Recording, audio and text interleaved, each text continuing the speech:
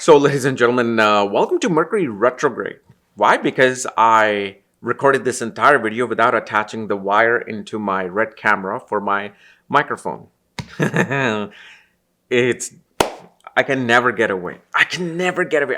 Every Mercury retrograde, I'm like, I am going to just make sure that I'm aware of all the communication aspects of it, and boom, it gets you. So today we're doing Mercury Venus in the 11th house. Okay.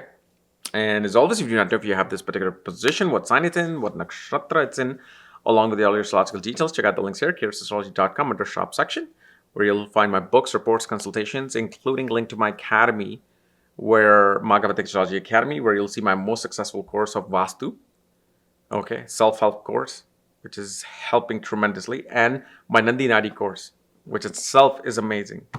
So, Mercury Venus in the 11th house.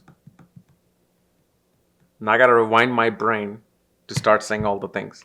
So the first thing you will see is that this conjunction will definitely become active at 32.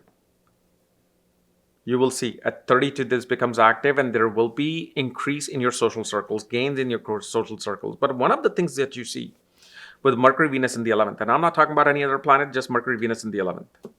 Okay, it could be other planetary influence, which is 90%, 80% is seen. Some influence would be there.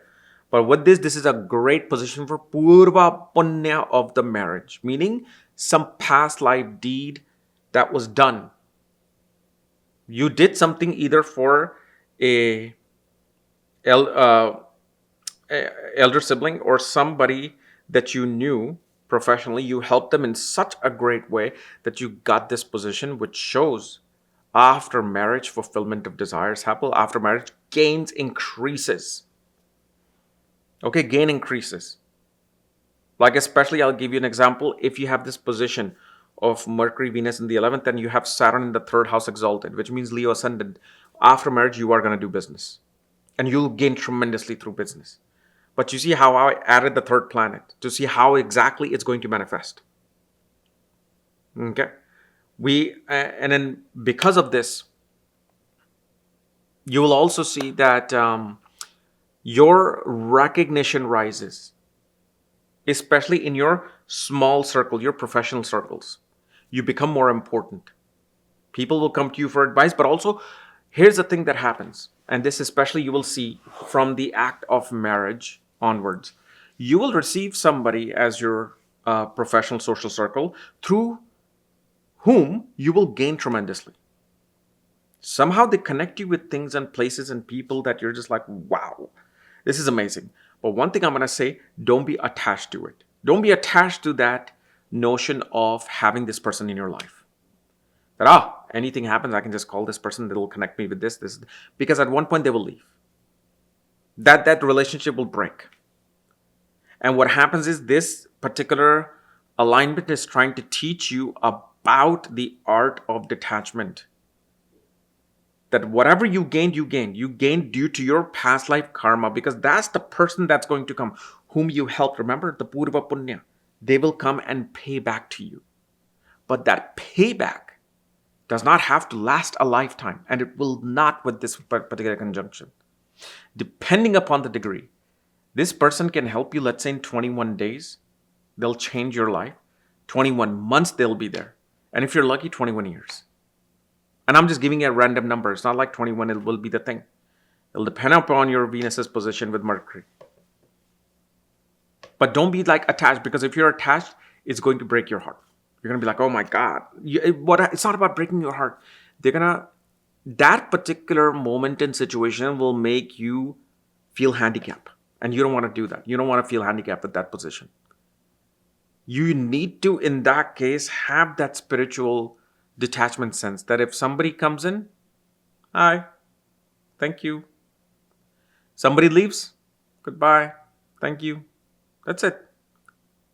Because even if you're mad right now, guess what? I'm sorry. I'll give you a guaranteed predictions. One day you will die. So what? It's funny. It's all those emotions, all those attachments done anyway at one point. So might as well, while you're conscious in that body, don't be attached to that. But yes, that can happen. And also with Venus, Mercury, you will see one will be very good with raising their children, will be very good at, well, actually, sometimes it can bring certain addiction towards stock market and speculative gains, especially if moon is involved. And you will see that father's family will have money. Father will always be helped by the family financially as well. Mother would have all of her marriage needs met. Even though mother and father fight, fine. Whatever. That's like every mother and father and parents you will see.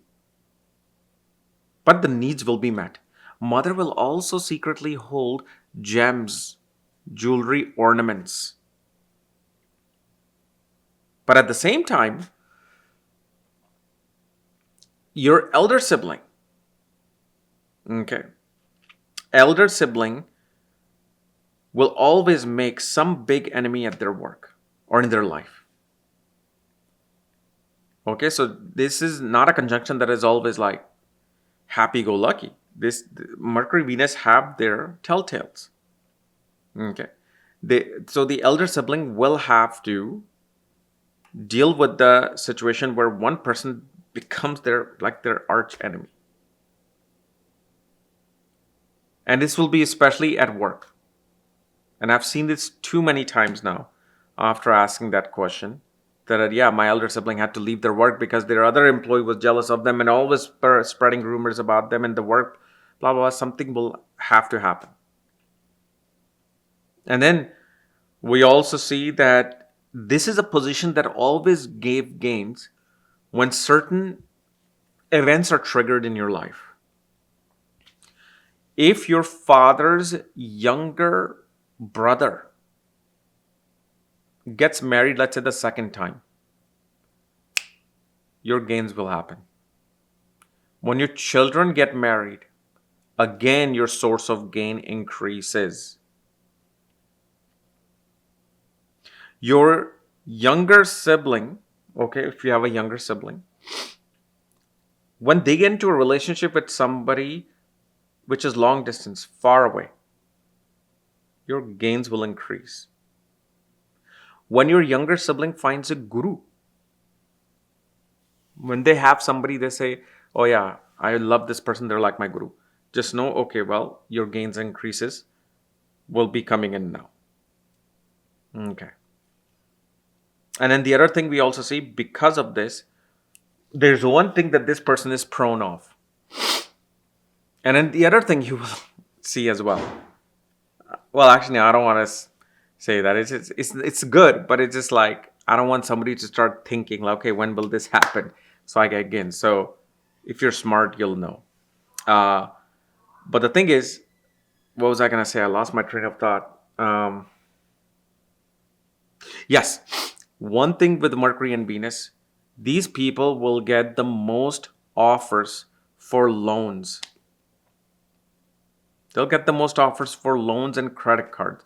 And that's the trap you have to watch out for.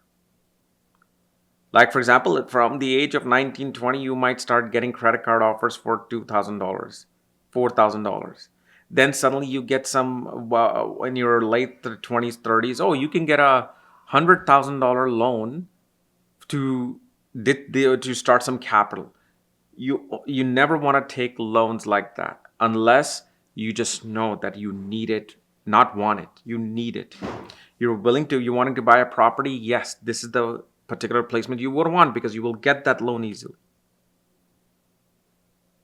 Easily you will get that loan. But when you stack up the loans, this is where then the problems will arise for an individual. Okay. So anyway, guys, this is my analysis of Mercury Venus conjunction in the 11th house. If you're new to my channel, subscribe below so you don't miss these type of videos. And if you want to know all about your Mercury Venus, your birth chart, check out the links here where you'll also find my self-help course of Vastu, which will start helping you change your life. Thank you.